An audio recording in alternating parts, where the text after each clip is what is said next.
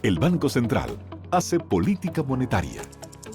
Para ello, utiliza la tasa de política monetaria, buscando incidir en las tasas de interés a que los bancos captan ahorros y prestan para el consumo de los hogares y la inversión de las empresas. El objetivo de la política monetaria es mantener la inflación en torno a una meta definida por el Banco Central, logrando la estabilidad de precios y contribuyendo a crear las condiciones para un crecimiento económico sostenido. Banco Central de la República Dominicana, por la estabilidad y el crecimiento. En Banreservas apoyamos la voluntad de nuestra gente.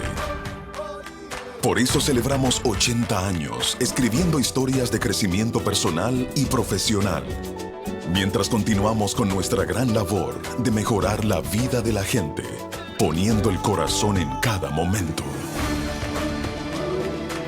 Banreservas, 80 años siendo el banco de todos los dominicanos.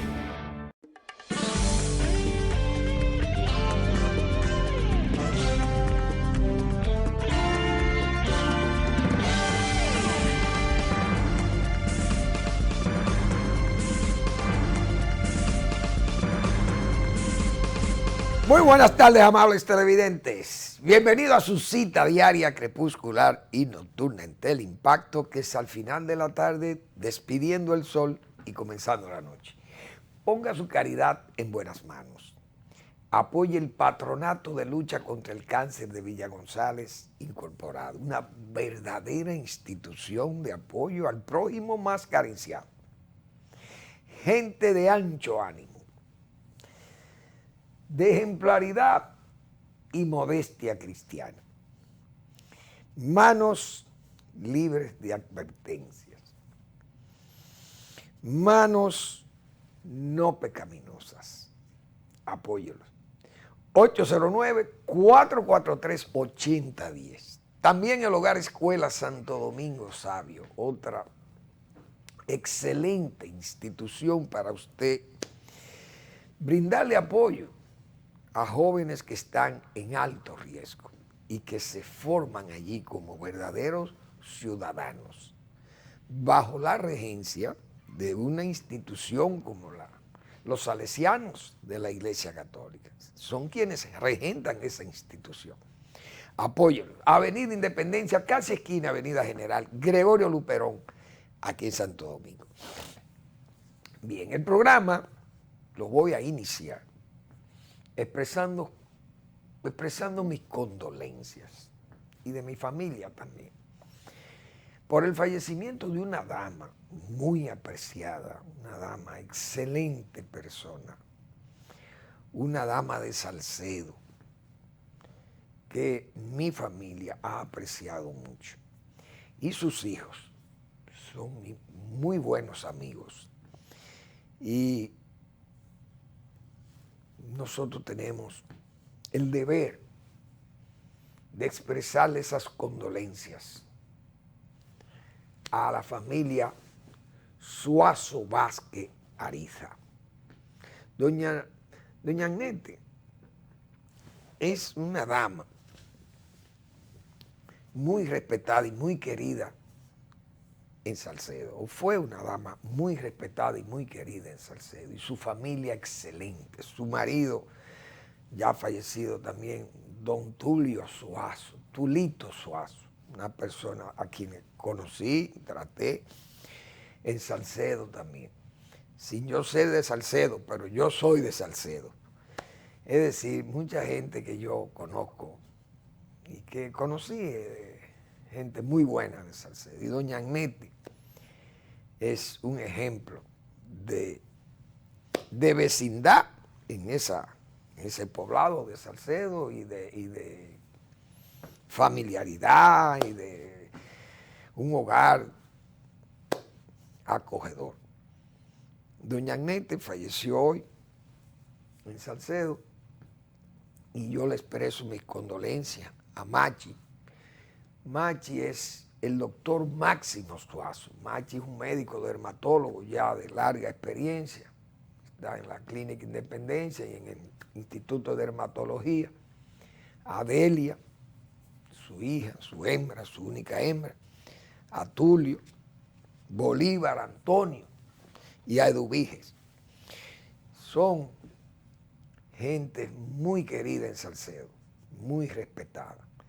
Mis condolencias de parte de Manuel Fermín y de su familia, de Nora, de Cookie, que hemos sabido llevar una excelente amistad con los muchachos. Mis condolencias, que en paz descanse doña Agnete, la viuda de don Tulito Suazo, también de Salcedo, excelente persona, y quien tuve el honor de conocer hace muchos años, cuando me acerqué por esa vecindad de Salcedo, enamorado de doña Nora Cabral Reyes. Bueno, vamos a iniciar el programa ahora con otros temas de un tema que es importante porque es de economía. Y la gobernación del Banco Central ha emitido una nota de prensa sobre el comportamiento de la economía en el mes de septiembre y en el periodo de enero-septiembre. Pero antes de eso, hay que felicitar a esa institución que cumple 74 años hoy de creada. Una institución que fue creada aquí en el gobierno de Rafael Leonidas Trujillo. Creo que fue en el año, 74 años.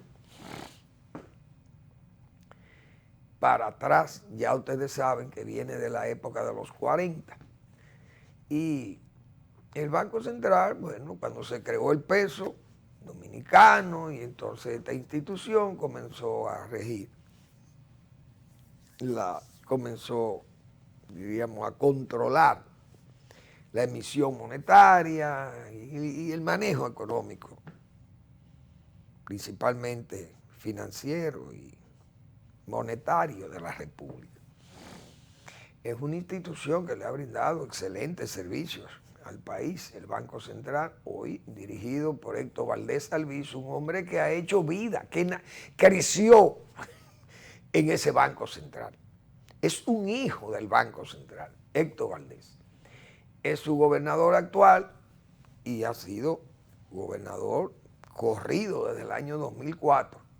Y anterior de eso había sido gobernador también del Banco Central en tiempos de Leonel Fernández y de Balaguer, el doctor Balaguer. Entonces, don Héctor Valdés, que tiene un equipo excelente ahí de personas que están al servicio del país, porque ahí usted puede estar seguro, usted no va a encontrar un escándalo, ahí no hay ruido, nunca. Valdés, yo creo que una de las condiciones más prominentes para un gobernador de Banco Central es precisamente no crear ruido. Y Valdés es de esos funcionarios que no crea ruido. Es un hombre de efectivo, es un economista completo y brinda más que informaciones, pedagogía económica. Lo he descrito con esas cualidades y creo no estar equivocado porque ahí están los ejemplos. Como decía Séneca el Viejo, el camino por los preceptos es largo, breve y eficaz por los ejemplos. Y hemos visto el comportamiento económico de la República Dominicana en los últimos 20 años, no sin enfrentar situaciones difíciles de crisis económica, y lo hemos visto en el último año, como el país y el globo, el mundo, ha tenido tantas dificultades y la economía prácticamente paralizada, la economía del mundo, y ahora reactivada, entonces crea también un problema de conmoción porque la demanda es muy alta, economías muy grandes que tienen alta demanda y ahora tenemos problemas hasta de transporte marítimo y aéreo para las mercancías y las materias primas para crear o para producir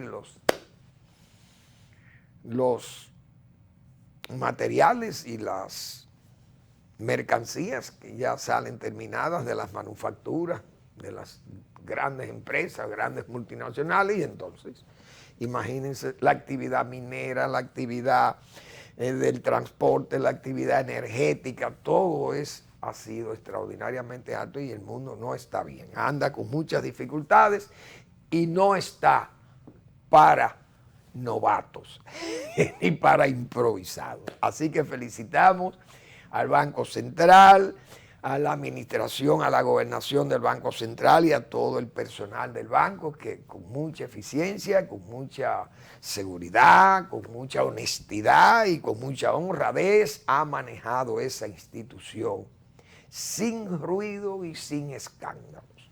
Esa es la pura verdad. Pues bien, la gobernación ha anunciado que la economía creció 12.7% de enero a septiembre. Un desempeño de ese índice de septiembre del 2021, 10.6 con respecto a septiembre del 2020. Y 4.4% creció la economía con respecto al 2019, en septiembre del 2019 a septiembre del 2021. Es decir, un 4.4 es un buen crecimiento económico en medio de todas estas situaciones que acabamos de señalar en una síntesis apretadísima. Hoteles y restaurantes, que fue el sector que más creció, 31.8%. Construcciones, 30.0%. Zonas francas, 24.2%. Transporte, 13.7%. Y manufactura local, 11.5%. Es decir, he querido nada más mencionar esos sectores, porque fueron los que presentaron mejores índices de crecimiento.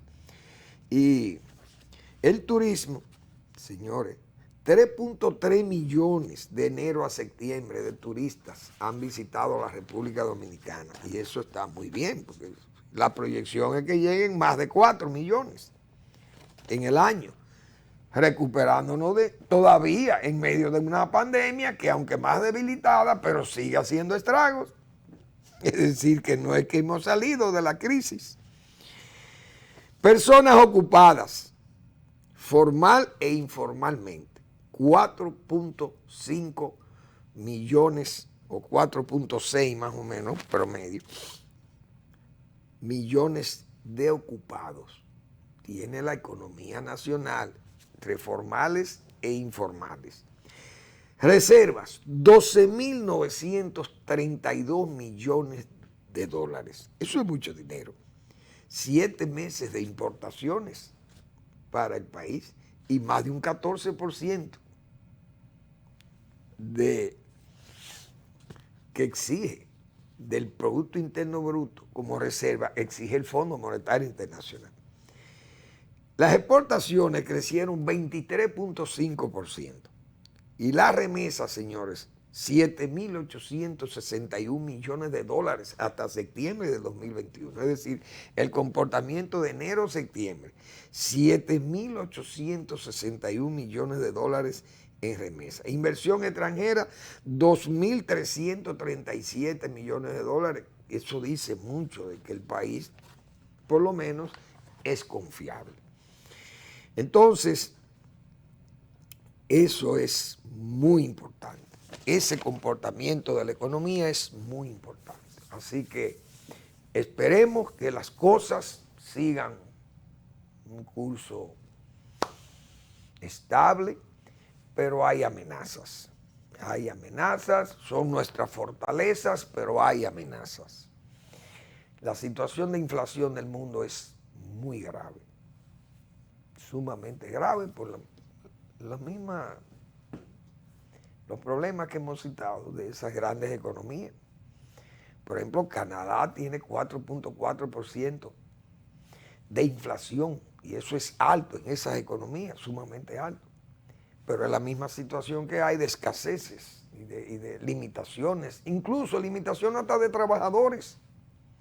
Vimos el caso de Londres, Inglaterra, con problemas de camioneros transportar las mercancías, o sea, deficiencia de trabajadores especializados. Estados Unidos tiene una inflación muy parecida a esa también de Canadá. La Unión Europea, 3 puntos y pico de inflación también. Esos son números sumamente difíciles de superar porque es global, la situación es global. Ese es el ambiente internacional.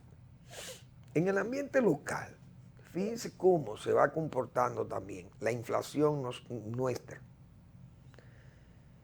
que debe estar en un 7%, o tal vez, no sé cuál fue el comportamiento, no busqué esa información de la inflación en el mes de septiembre y cómo se ha comportado, pero estaba en 7 y algo durante el año. De 10.48 ha ido bajando. Pero los combustibles, fíjense cómo han aumentado. Toda la semana 4 y 5 pesos aumentan los combustibles. La gasolina normal, la gasolina premium, el gas licuado de petróleo, el gas natural, el carbón, precios de 70 y pico de dólares una tonelada a 230 y más dólares por tonelada. El carbón, China ha demandado muchísimo carbón porque tiene todavía una economía que se sostiene en mucha energía producida por carbón, energía sucia como le llaman, pero es carbón. Entonces, aquí todas las semanas los combustibles van subiendo de precio y esa cosa tienen a la gente preocupada porque los combustibles crean inflación generalizada. Se crea problemas con los pasajes, se crea problemas con el transporte de las mercancías, de los productos que se siembran y se producen en el campo, las mercancías que se trasladan del exterior, que vienen al país, tanto el transporte local como el transporte internacional. Bueno, en ese ambiente de inflación, un ambiente muy difícil, un ambiente de problema todavía con el virus, que hay limitaciones. Ese ambiente es el que ha advertido Leonel Fernández, que yo creo que ha actuado con sensatez y con una prudencia propia de un verdadero Salomón, aunque joven. Pero Salomón era joven, ¿eh?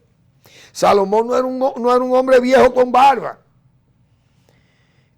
Tipo Abraham, no era un patriarca de eso. Salomón parece que era un tigre bien presentado, porque la reina de Saba se tiró allá buscando los amoríos de Salomón. Se ve que Salomón era joven, pero un tipo súper inteligente.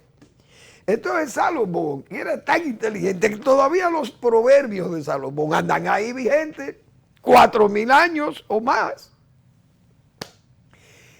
Por eso a los que dan consejos sanos y prudentes como ese de Leonel Fernández, es un Salomón. Y Leonel Fernández se ha ganado esa categoría porque es un hombre que ha sido presidente 3 veces de este país y conoce los problemas, y no solamente lo conoce porque él tuvo que enfrentar problemas similares de todos los tipos y de todos los calibres en la sociedad nacional. Claro, Leonel Fernández no es un desmemoriado, porque aquí, este es un país, señores, donde a Leonel Fernández le cuesta trabajo que algunos enemigos íntimos que él tiene, que son gente de ese abajismo rabioso y gente que queda ahí, que eran enemigos jurados de Balaguer, pero como Leonel fue ayudado por Balaguer en el 96, esa gente se declararon enemigos de Leonel Fernández porque ellos entendían que Leonel Fernández tenía que meter preso a Balaguer o ahorcarlo en plaza pública en el 96-2000. Ustedes recuerdan el caso de Guillermo Moreno, siendo fiscal. Él quería ir a traer a Balaguer amarrado de su casa, llevarlo amarrado a la fiscalía. Imagínense ustedes una cosa igual. Un gobierno recién subido con un Leonel, un bisoño, sin experiencia de Estado de ningún tipo, y solamente con la asesoría de Balaguer, de Juan Bosch y de gente experimentada del país, sana, que le ayudó con interés de país, con total desinterés, sin buscar lucros personales ni nada de ese tipo de cosas, y le sirvió con buena calidad a Leonel Fernández, más su formación, su preparación, su prudencia, le ganó un espacio respetable en la población nacional y en el país al propio Leonel Fernández, que tiene asientos de primera fila en este país, porque ¿quién le puede negar esas calidades?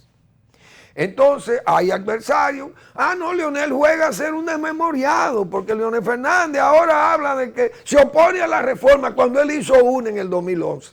Claro, pero Leonel Fernández no ha dicho que niega la reforma. Leonel Fernández es el primero que dice, no, la reforma es necesaria.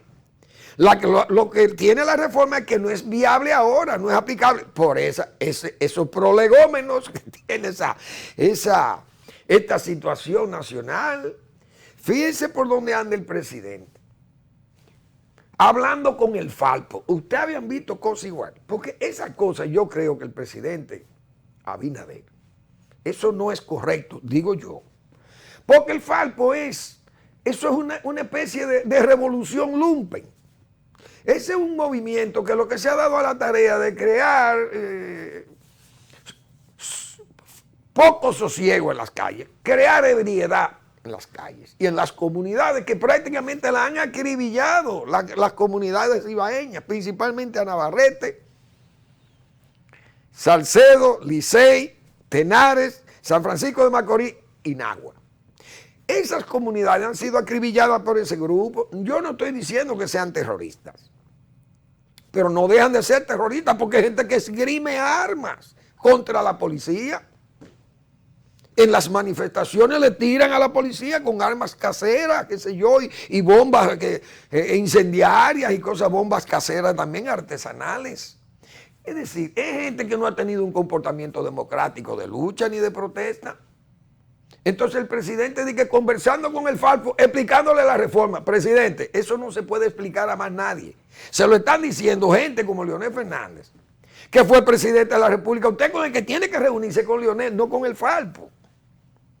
Y decirle a Leonel, como tú me estás explicando esto, ¿qué cosa tú ves, man? Mira, mire, presidente, usted tiene esto y esto, y yo digo esto por esto y por esto y por esto. Ahí hay una mesa de diálogo entre los partidos. Pero Leonel Fernández no ha sido, ¿cómo diríamos? No ha sido egoísta, ni le está tendiendo una trampa al gobierno. No, al contrario, le ha dicho, el gobierno pedirá apoyo popular si no hace ver al país que está empeñado en evitar su aplicación inmediata, refiriéndose a la reforma. Y en cambio la aplica y sucede lo que está previendo. Explicó que a pesar de que la reforma es un tema pendiente desde el 2012, porque él sabe que hizo la del 2011, pero no fue una reforma integral, son parches, todo el mundo lo sabe, para mejorar la recaudación en un momento dado, pero vuelve el mismo problema, porque ¿cómo es posible que estemos haciendo tantas reformas? Que uno no sabe ni cuántas reformas van, decenas de reformas en los últimos años. Pero no son reformas integrales, como se sabe, son reformas para buscar más dinero el gobierno en un momento dado. Pero son gobiernos manirrotos, todos los gobiernos han sido gastadores, el de Leonel, el de Danilo Medina, el gobierno de Luis Abinader, el gobierno de Hipólito Mejía. El único gobierno que no era derrochador era el de Balaguer. Lo hemos dicho aquí hasta el cansancio. Y yo creo que ya neseo tal vez hablando de ese tema. Pero es la realidad, esa es la realidad. Pero dice Leonel, ahora no es posible su aplicación debido a que producto de la crisis ya la población enfrenta una alza de los alimentos. No solamente de los alimentos, de todo, porque los medicamentos no son alimentos y también están caros los medicamentos.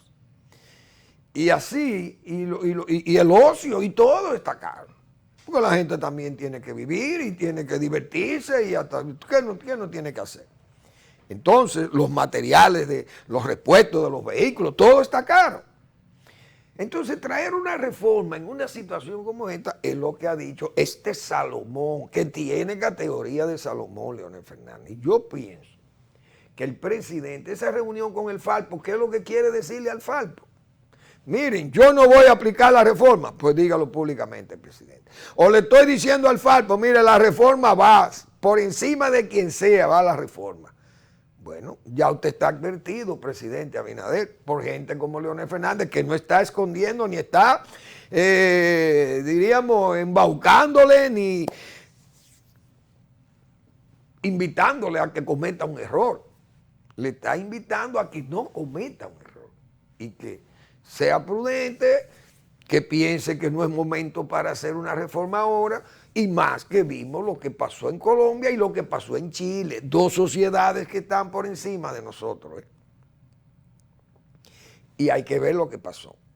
Y donde quiera que se ha querido poner una reforma en medio de un problema como este, de pandemia, de crisis internacional, de inflación extranjera, extraña que viene del exterior, con los problemas de combustible, falta de espacio, de transporte, de carga, etcétera, con escaseces. Entonces hay que tener cuidado. Por tanto, yo digo, esa reunión con el Falpo, yo no la entiendo del presidente Abinader, repito. Y si está reuniéndose con el Falpo es porque piensa sí o sí, como dijo Rijo. Es decir, la reforma va. Entonces, le está diciendo al Falpo dos cosas. Miren, yo quiero que ustedes no me alteren la paz.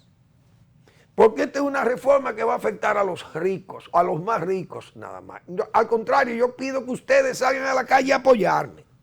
La reforma. Si el presidente está en eso, pienso que está jugando con candela. Y eso, como está esto ahora, es vaciarle gasolina al fuego. No creo que sea prudente, que eso no va a tener resultado. Tal vez estamos poniendo la carreta delante de los bueyes, porque si fuera yo que digo eso, el presidente puede decir, ¿y quién es Manuel Fermín?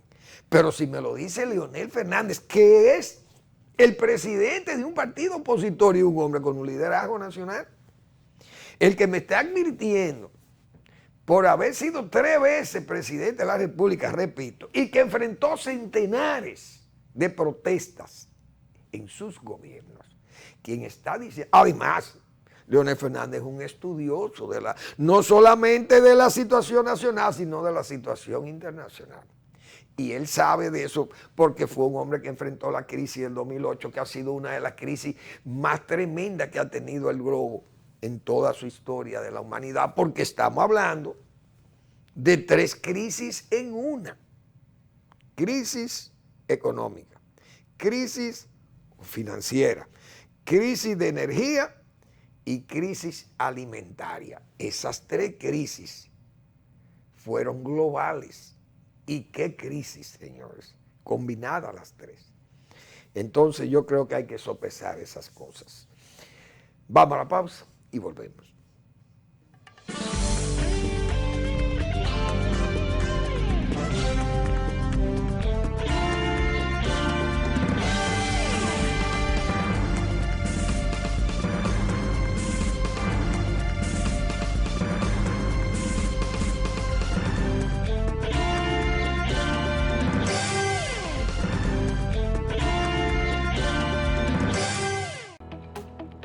El Banco Central hace política monetaria.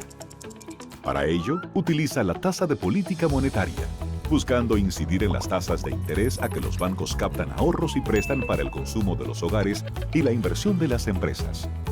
El objetivo de la política monetaria es mantener la inflación en torno a una meta definida por el Banco Central, logrando la estabilidad de precios y contribuyendo a crear las condiciones para un crecimiento económico sostenido.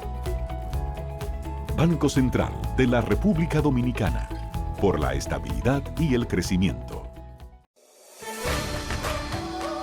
En Banreservas apoyamos la voluntad de nuestra gente. Por eso celebramos 80 años escribiendo historias de crecimiento personal y profesional, Mientras continuamos con nuestra gran labor de mejorar la vida de la gente, poniendo el corazón en cada momento. Banreservas, 80 años siendo el banco de todos los dominicanos.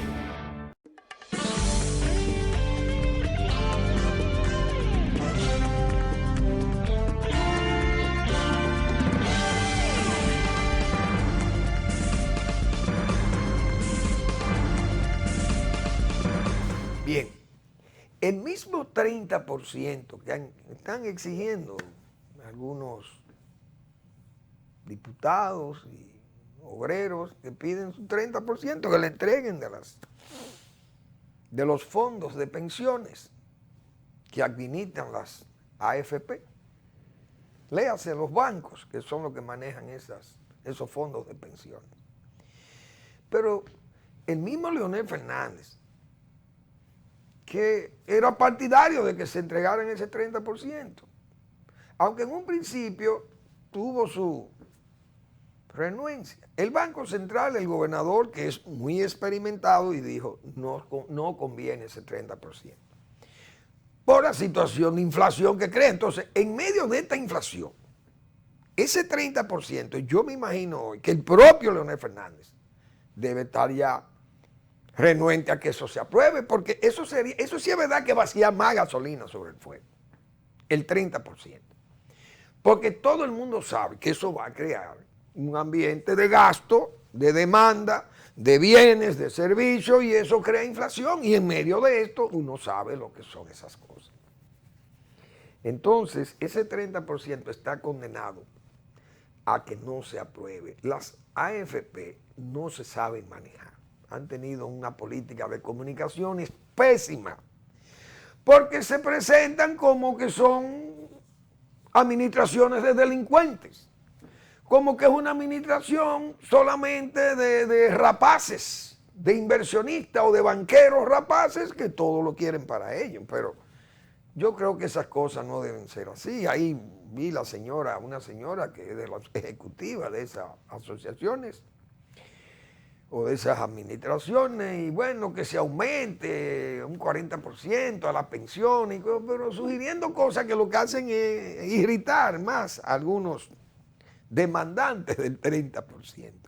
Entonces ponen a un hombre descalificado, pues no sé si fue espontáneo, el señor Andy Daguá es una persona descalificada para defender la posición de las AFP. Las AFP han dicho, bueno, nosotros le entregamos, si usted es un envejecido y ha sido cancelado, por ejemplo, y usted tiene más de la edad, más de 65 años, y usted ha sido cancelado, se le entregan los fondos que usted tiene acumulados.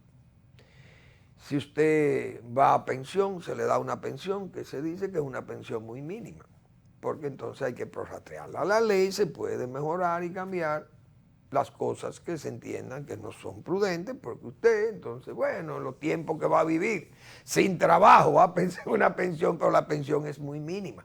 Pero señores, también hay que ver qué es lo que aportamos. Porque si usted aporta un porcentaje bajo, porque tenemos bajos salarios, si tenemos bajos salarios y hacemos unos aportes mínimos, ¿qué es lo que vamos a tener al final? Mínimas pensiones también, porque es una cuestión muy lógica. Ahora, si nosotros tuviéramos buenos salarios, los dominicanos, y aportamos un buen porcentaje de nuestro salario, lo aportamos a ese fondo, aparte del que aporta el patrono, y la administradora lo que hace es que crea riqueza con esos fondos, porque son las que colocan, corren riesgo, colocan ese dinero. El dinero genera riqueza, pero esas ganancias las genera ¿para quién? O para ellos ganan. Yo no sé cuánto ganan, es probable que dicen que ganan mucho. Pero los trabajadores generalmente tienen mucho más que lo que aportan. Y es una realidad, porque los dineros se colocan en negocios que la AFP genera riqueza para eso. Entonces, todo el dinero que está en la AFP no lo han mandado los trabajadores, como dicen mucha gente de los que defienden el 30%, que dicen, ese es el dinero de los trabajadores. Si el dinero de los trabajadores ha sido un aporte mínimo, si ha crecido es por el manejo de las AFP, que yo no tengo que defender a esta gente, porque para mí me da lo mismo. Pero yo creo que no podemos destruir el sistema, porque si se le da todo el dinero, se le da el 30% a los trabajadores, es prácticamente cerrar ese programa. Esa ley habría que suspenderla, como dice, eliminarla, y ese programa de pensiones que se vaya a pique. Y tal vez volver al sistema anterior, como era el del Seguro Social, ahí, un desastre. Entonces, yo creo que esa cosa hay que pensarla. Ahora mismo, en la situación que está la economía del país, la economía global, esto no es Chile, que en Chile había, pre-pandemia, hubo una crisis terrible en Chile, que casi queman a Santiago de Chile. Entonces, mucha gente perdió su trabajo, estaba, como se dice, en situación económica difícil, y viene la pandemia, peor. Entonces la gente sí es verdad que quedó allí en la inopia. Y los trabajadores exigieron que le dieran esos fondos porque están desesperados, y para morir de hambre, que mueran de viejos sin pensiones, pero no morirse de hambre con fuerza todavía ahora. Y eso fue lo que le dieron su dinero. Pero eso ha creado un problema, eso ha estremecido la economía de Chile. Entonces, estos ejemplos, República Dominicana tiene que copiar de ellos. Me parece que ese 30% ahora mismo es crear volatilidad en una economía como está esto, que si la inflación sigue subiendo, la gente se va a poner difícil, y con una amenaza entonces de reforma fiscal. Imagínense ustedes el lío que va a crear en este país. Así que prudencia a las autoridades. Prudencia. Que no hay prudencia con los préstamos, siguen los préstamos. Que yo creo que esos préstamos, esa deuda se está haciendo en forma muy alegre. Hoy o ayer aprobaron 238 millones de dólares, más préstamos. Pero las prioridades, señores, las prioridades, esas son las cosas. Vamos a ver para qué son esos dineros. Miren, dice aquí 200 millones de dólares a la JICA de Japón. Ok, esos no son préstamos especulativos, son agencias de desarrollo de Japón, prestan a buenas tasas y con buenos periodos de gracia, 5, 6 o 7, 10 años para usted comenzar a pagarlos, capital, pagan un interés bajo, etcétera. Bueno, son comprensibles. Pero ¿para qué vamos a utilizar nosotros 200 millones de dólares de la JICA de Japón? Oigan, ¿para qué? Para fortalecer políticas públicas y gestión fiscal. Eso es una cosa, es un invento. En respuesta a la pandemia, esto es un invento. ¿Por qué vamos a coger esos 200 millones de dólares? ¿Para qué? Para hacer la presa de Sanate, o vamos a hacer el acueducto de Punta Cana y Bávaro, que se están salinizando las aguas bombeadas por la cantidad de pozos que hay ahí en la zona, pero ahí se genera mucha riqueza. Ese es el aeropuerto más activo del país, donde vienen más de 4 millones de pasajeros, y esa zona es la zona turística más importante que tiene el país. Entonces vamos a buscar préstamos para hacer cosas así, o una presa, o vamos a hacer, qué sé yo, obras más importantes, las carreteras. Bueno, pues vamos a hacer carreteras turísticas, o vamos a hacerle... Pedernales necesitará un acueducto mayor, pues vamos a coger ese dinero para Pedernales, para desarrollar el turismo en la zona, porque ahorita va a haber que buscar otro préstamo para Pedernales de 150 o 200 millones de dólares para hacer la obra de infraestructura turística que tiene que dar de servicio el Estado. Entonces préstamo y más préstamo. Pero es las prioridades de los préstamos. Bien, 200 van por ahí. 30 millones de dólares para el fortalecimiento de gestión del servicio civil. Oigan la importancia de eso. Banco Interamericano de Desarrollo, otra. un organismo de crédito barato, buenas condiciones de pago, excelente, se ve atractivo. 30 millones de dólares, pero es que están encantados con esa bóveda externa. Porque ya los bonistas deben estar broncos, los bonistas. Pero hubo 238 millones de dólares aprobados el martes. Señores, oigan bien, el martes, 238. 115 del BID para un programa para mejorar la conectividad para la transformación digital. Oigan esto, 115 millones de dólares. 80 del BIRF. El BIRF es el Banco Interamericano de Reconstrucción y Fomento, el BIRF. Para agricultura resiliente y gestión integrada de recursos hídricos y otro de 43.5 millones de dólares. ¿Para qué? Vaya usted a saber. Que son organismos, pero agricultura, señores. Oigan bien, para agricultura, 43.5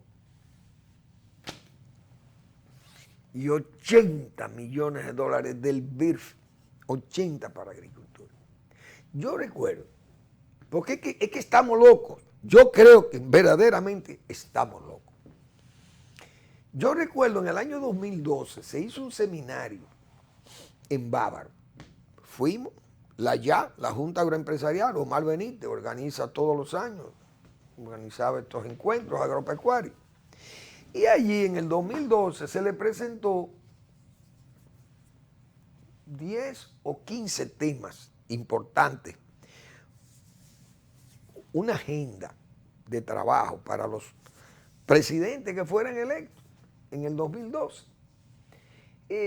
Todos se comprometieron y firmaron esa agenda de la YA. Los 10 o 15 puntos, no me acuerdo, de la agenda de la YA. Entre ellos había un préstamo de $1.000 millones de dólares. Eran unos 38.000 millones de pesos, que con eso se resolvía el problema de la agricultura dominicana.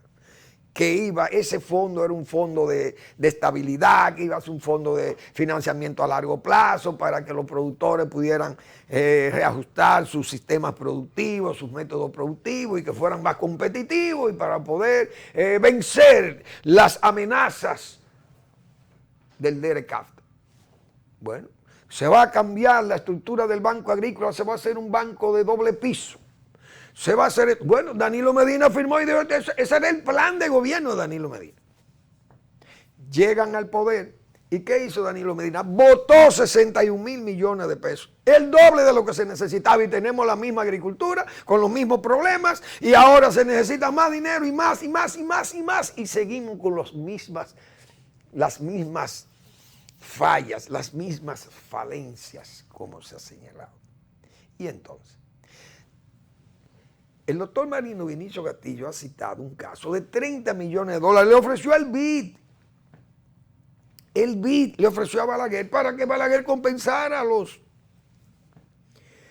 propietarios de los terrenos que eran adquiridos para reforma agraria que Balaguer expropiaba. Mire, doctor Balaguer, usted tiene 30 millones de dólares aquí porque el programa agrario, para que se agilice más, mire, para que usted le pague con este dinero, se lo estamos prácticamente regalando. Es un dinero muy barato. Y usted, el país, lo puede pagar cómodo. Y Balaguer, no, yo no quiero préstamo. Yo le pago a mi gente aquí, yo le pago con permutas solares. Oye, 30 millones de dólares casi regalados, pero Balaguer no quería. Entonces Balaguer no conocía bonistas. ¿Por qué le encantan los bonistas a los gobiernos? No, porque ahí es que están las conexiones. Ahí es que están los negocios de todos los desaprensivos que andan detrás de los negocios, siempre los William Casno. O aquellos de los de Harmon, cuando Báez y esos delincuentes, gobernantes delincuentes del siglo XIX, Gliceró, comenzaron a hacer negocios con prestamistas y le encantaban los bonos. Claro, los bonos. Porque en los bonos es que está el negocio. Porque el BID, señores, y aún así, yo recuerdo aquí un directivo del Banco Interamericano de Desarrollo que fue acusado de corrupción. Es más, se fue rico del país. buscándosela, como dice. Entonces, hay que ver lo que son estos bonos y estas prioridades. Entonces tenemos una deuda externa insostenible para la República Dominicana. Vamos a la pausa.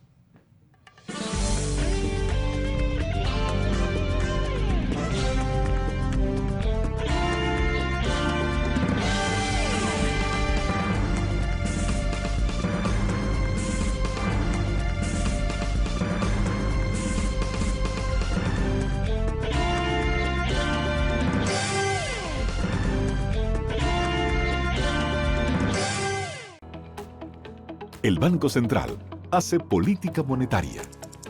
Para ello, utiliza la tasa de política monetaria, buscando incidir en las tasas de interés a que los bancos captan ahorros y prestan para el consumo de los hogares y la inversión de las empresas. El objetivo de la política monetaria es mantener la inflación en torno a una meta definida por el Banco Central, logrando la estabilidad de precios y contribuyendo a crear las condiciones para un crecimiento económico sostenido. Banco Central de la República Dominicana, por la estabilidad y el crecimiento. En Banreservas apoyamos la voluntad de nuestra gente. Por eso celebramos 80 años escribiendo historias de crecimiento personal y profesional, mientras continuamos con nuestra gran labor de mejorar la vida de la gente, poniendo el corazón en cada momento. Banreservas, 80 años siendo el banco de todos los dominicanos.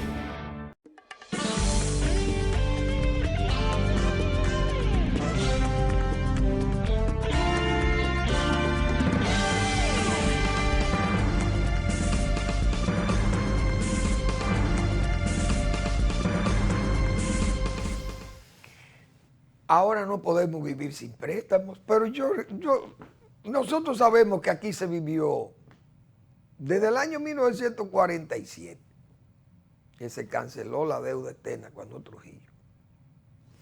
Se vivió sin préstamo hasta el año 1978, 30 años, más o menos 30 años.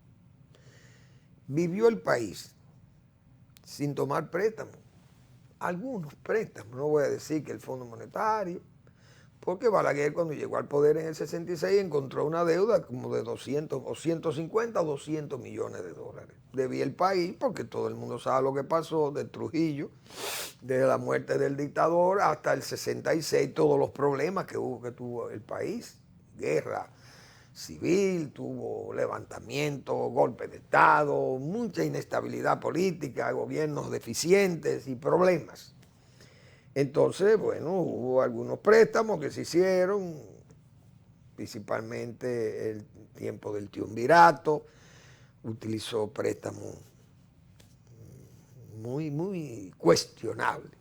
Incluso hasta Trujillo creo que tuvo que acceder por 40 o 50 millones de dólares al Fondo Monetario. Pero el país vivió sin préstamo. Y entonces, ¿por qué vivíamos sin préstamo y hacíamos tantas obras importantes como se hicieron en el país? Porque hay que ver la obra que hizo Balaguer y la que hizo Trujillo. Y no se necesita. Y tenía controles del gasto corriente, de las nóminas, del gasto público malo. Entonces, ya eso lo hemos explicado muchísimas veces. Pero vinieron los alumnos de don Juan Bosch y dañaron el juego. Vino el PRD, 78, 86, y todo el mundo sabe que eso fue un festival de préstamos. Llega Balaguer de nuevo y encuentra la deuda ya en 3,000 y algo más millones de dólares. La dejó en 911 millones de dólares en el 78. Pero vinieron los alumnos de don Juan, los críticos más severos de Balaguer, aparte de la izquierda. Y entonces, préstamos y más préstamos, la deuda externa. Vuelve Balaguer, otro periodo de control de la deuda. Bien. Fueron 10 años, más los 4 de Leonel, 14 años de tranquilidad. Aunque Leonel era un alumno de Bosch, también fue un alumno de Balaguer. Entonces, copió de Balaguer ahí. Y eso fueron 14 años de que la bóveda extranjera estuvo tranquila. Pero vuelven los alumnos de Don Juan del 2000 al 2020 y miren por dónde anda la deuda. Y fíjense ya por dónde sigue la deuda, con más alumnos de Don Juan Bosch, porque los PRMistas vienen del PRD y esos son alumnos de Don Juan.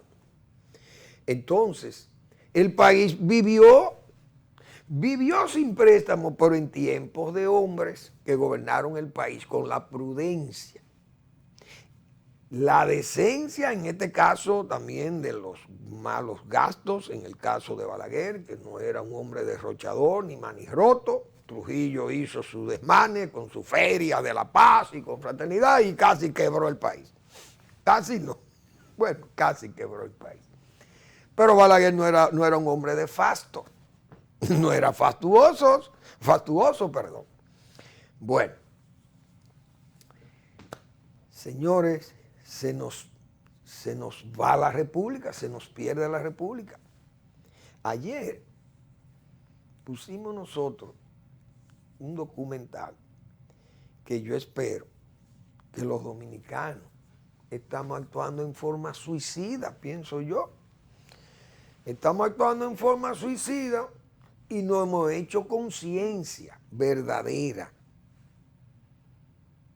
de los lineamientos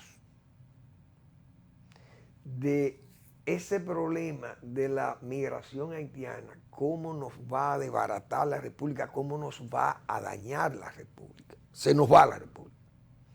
Pero hay que hacer conciencia, el pueblo dominicano que haga conciencia, que es un suicidio. Es un suicidio no hacer la conciencia, es un suicidio de inconsciencia, vamos a llamarle así. Es un suicidio inconsciente o consciente, pero yo diría de inconsciencia.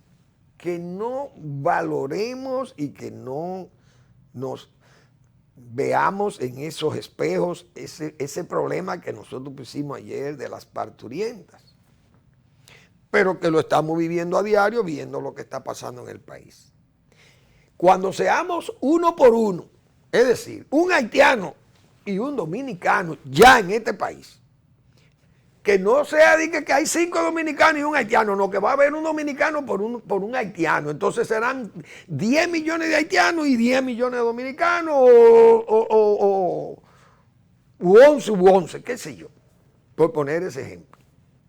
Cuando nosotros tengamos ese problema encima, ¿ustedes saben lo que va a venir? Entonces vamos a tener alcaldes o vamos a tener presidentes alternativos, alternancia de presidente, un presidente haitiano y un presidente dominicano, tipo el Líbano. Eso es lo que nos espera si nosotros no actuamos con responsabilidad, los dominicanos, que sepan eso. Pronto vamos a tener aquí alcaldes haitianos o los haitianos exigiendo y la ONU exigiéndole a los gobiernitos dominicanos o a los gobernantes de poca voluntad política, de poco valor nacional, de poco carácter nacional. Le van a exigir que esas minorías ya son tan importantes que ya pueden votar, que votarán y votarán por alcaldes y votarán por concejales de ellos que los representen como minorías o como mayorías ya en algunas poblaciones. Y le van a exigir, aún siendo ilegales, le van a exigir, nos van a exigir que esa gente pueden votar. Pero mañana van a tener presidente, cuando seamos uno por uno, van a tener presidente alternándose con un presidente dominicano y un presidente haitiano, pues son dos poblaciones iguales. Ustedes se imaginan que pase eso y va a pasar en República Dominicana. O va a haber una guerra civil aquí. Tal vez no la veamos nosotros, esa es la verdad. Pero esas son las advertencias para que nadie le coja de sorpresa lo que viene. Ahí hay 500 niños que devolvieron de por ahí, de Brasil, Chile, nacieron en Brasil y en Chile, lo devolvieron a Haití. ¿Y por qué no salen los pro-haitianos? ¿Ustedes creen que Juan Bolívar Díaz tiene en España ese documental que nosotros pasamos aquí, de CDN? No lo tiene, ya que debieran tenerlo todas las embajadas, pero las relaciones exteriores son pro-haitianas. Entonces nosotros no tenemos ese documental, hay que pasarlo en el mundo entero, en Europa, que lo pase Juan Bolívar, pero tenemos un enemigo allá. Y en la Cancillería tenemos, el canciller y el vicecanciller son enemigos de este país. Y entonces, ¿para dónde vas? ¿Para dónde va República Dominicana? Al despeñadero. Ahí es que uno espera. 500 niños. Yo no he visto una voz que diga que están creando apatridia en Chile y en Brasil con muchachos que nacieron allá, hijos de haitianos. ¿Y por qué no lo aceptan allá como chilenos o brasileños? O panameños, qué sé yo, dónde nacieron por ahí los muchachos. 500, no para Haití, ustedes son haitianos. En el único país que quieren exigir que son dominicanos es en República Dominicana y tenemos entonces el enemigo adentro, que son esos vendidos traidores que nosotros tenemos y que yo les hemos citado por sus nombres. Yo antes de irme, me queda un minuto todavía, me voy a robar un minuto, pero quería hacer una precisión.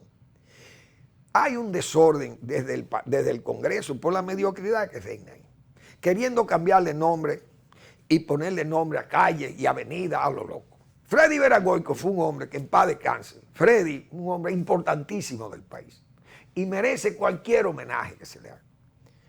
Pero ya el nombre de Freddy Vera Goico se le puso allí a la avenida de la Salud, un tramo. Ahora a la avenida Hípica. Pero ¿y por qué? Pues vamos a buscar un caballista. Un Simón Alfonso Pemberton. Yo creo que la avenida Hípica debe llevar el nombre de Simón Alfonso Pemberton. Y si no quieren a Simón Alfonso, pues vamos a poner a Salomón San, que fue un caballista. Y si quieren un montador, bueno, ahí está Joel Rosario, que está vivo, pero puede llevar el nombre. Pero si es la hípica, vamos a poner un hípico. Pero ¿y qué busca el nombre de Freddy Vera Goico allí? Ah, pero hay que, porque hay gente que está por la mediocridad, que no leen ni saben nada en ese Congreso. Una vergüenza. Y así, el nombre de doña Ibelice, porque hay que premiar eso. Doña Ibelice, para una dama respetadísima de este país, que en paz descanse, maestra. Ya hay que cambiarle el nombre, ponerle al edificio de educación, ponerle el nombre de ella. Una cosa como si fuera un relajo. A Peña Gómez vamos a ponerle el nombre de Peña, cualquier cosa allí, pero tiene que ser Peña. Un verdadero un relajo lo que tienen con esto. Entonces la avenida Hípica, Freddy Vera Goico, pero ¿qué es lo que? Pero Freddy alguna vez montó un caballo allí. Pero yo tengo muchísimos nombres ahí. Ahí está Pelegrín Castillo, Agramonte. Ese nombre no lo quiere ni ver. Fue de la gente que se opuso a Trujillo y murió como antitrujillista. Nadie lo ve. Juancito Rodríguez. Luis Felipe Mejía, que vi el día pasado. No tiene ni nombre de calles. Hombres como esos. O Ruiz Tejada, Ramón Ruiz Tejada. O Berger Chupani. ¿Cuánta gente hay aquí en este país para ponerle nombre a calles? Pero es que nos estamos poniendo locos. Les invito a que oigan la respuesta, o vean la respuesta con el doctor Marino Vinicio Castillo. Y su blog La Pregunta. Abogado siempre. El blog de Marino Vinicio Castillo. Gracias por su atención. Nos vemos el lunes en otra entrega de Al Final de la Tarde, despidiendo el sol y comenzando la noche.